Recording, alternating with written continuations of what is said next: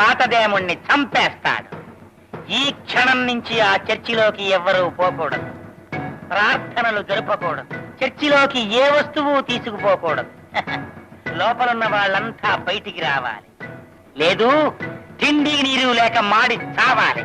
రాండి, వచ్చే వాళ్ళకి అడిగినన్ని వరాలు పాతదేముడు ఆలోచించి వరాలిస్తాడు, కొత్త దేవుడు అడగ్గానే ఇచ్చేస్తాడు.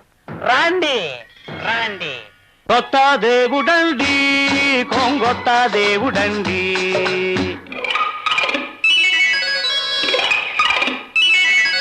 కొత్త దేవుడండి, కొంగొత్త దేవుడండి.